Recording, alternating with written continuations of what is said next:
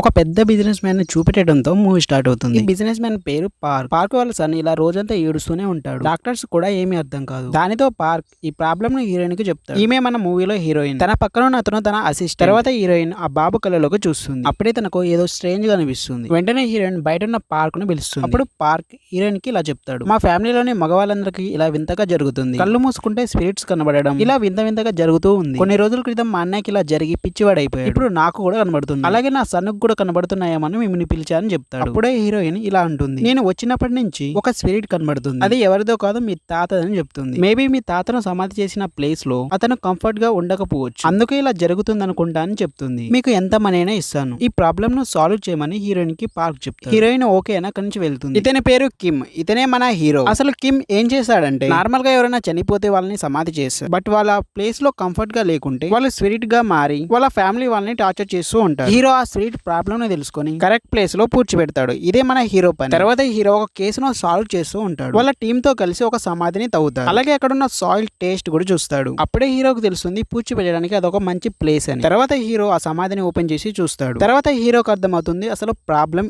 ఏంటి అని. ఆ చనిపోయిన వ్యక్తికి సంబంధించిన వస్తువు ఏదో మీ ఫ్యామిలీ వాళ్ళ దగ్గర ఉందని, అందుకని ఆ వ్యక్తి స్పిరిట్ గా మారి మీకు కనబడుతున్నాడని చెప్తాడు. ఆ వ్యక్తి వస్తువు మీ దగ్గర ఏమైనా ఉందా అని ఆ ఫ్యామిలీ వాళ్ళని అడుగుతాడు. అప్పుడు ఒక అబ్బాయి ముందుకొచ్చి ఆ వస్తువుని ఇస్తాడు. ఆ వస్తువుతో ఆ సమాధిని మళ్ళీ పూడ్చిపెడతారు. దానితో ఈ కేసు అయిపోతుంది.